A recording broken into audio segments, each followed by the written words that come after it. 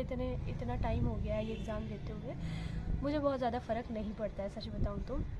और अगेन मैं थोड़ा बहुत ही पढ़ के गई थी, कुछ इतना ख़ास पढ़ा भी नहीं था, तो मैं ठीक थी, नॉर्मल थी कि ठीक है, ठीक हो जाएगा। और मुझे ये भी पता है कि अगर मेरा टाइम उधर रिड्यूस भी होता है तो वो बाद में मिलेगा, जो कि बहुत सारे स्टूडेंट्स को नहीं पता होता है। तो ये भी एक रीज़न था।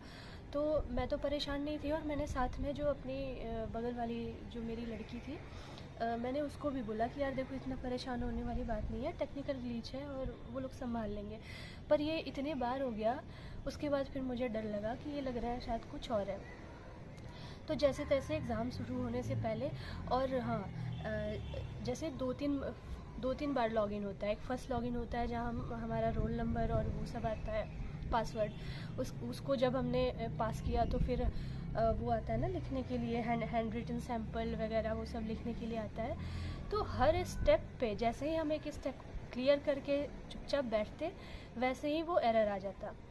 मतलब एक बार हैंड रिटन वाले में आया, फिर मतलब फ़र्स्ट लॉगिन में के बाद भी वो एरर आया, सेकंड लॉगिन के बाद भी वो एरर आया, और वो दोनों लोगों का हुआ, दोनों लड़कियों के साथ हुआ। तो वो लोग जल्दी जल्दी में जो भी उनको, फिर वो हमारी सीट चेंज कराए। जब ये 7-8 बार हो गया तो उन्होंने हमारी सीट चेंज करा दी, उस लड़की की भी मेरी भी। सीट चेंज कराने के बाद भी सेम चीज़ें हो रही थी। तो लगातार 2-3 बार उन्होंने मेरी सीट चेंज कराई, उस लड़की की भी कराई।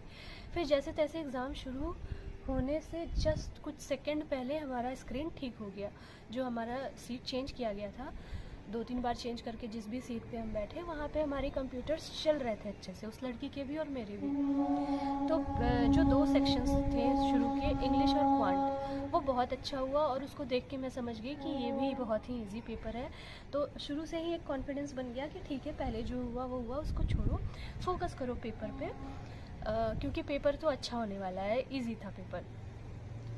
तो बिल्कुल अच्छे नोट से मैंने शुरू किया, और बहुत ही अच्छा रहा मेरा क्वांट भी और इंग्लिश भी। और जैसे ही मेरा क्वांट अच्छा हो गया ना, तो मेरे अंदर कॉन्फिडेंस आ गया, क्योंकि क्वांट ऐसा पेपर है जो मुझे थोड़ा सा शुरू से ही उतना अच्छा नहीं कर पाती हूँ मैं क्वांट में। जो कमी रहती है क्वांट के साइड से ही रहती है बहुत ज़्यादा। तो उसका पेपर, वो उसका सेक्शन जैसे ही ठीक हुआ ना, तो मैं ऑलरेडी बहुत ज़्यादा कॉन्फिडेंट थी कि बस अब तो रीजनिंग बाकी है, अब तो मतलब ये पेपर भी अच्छा होने वाला है। जैसे ही रीजनिंग का सेक्शन आता है तो करीबन मैंने 10 क्वेश्चंस किए होंगे शायद, और मेरा कंप्यूटर स्क्रीन वापस से बंद हो जाता है। उस लड़की का ठीक था, एक बार जब उसका शुरू हुआ तो उसका एंड एग्ज़ाम तक उस लड़की का ठीक था।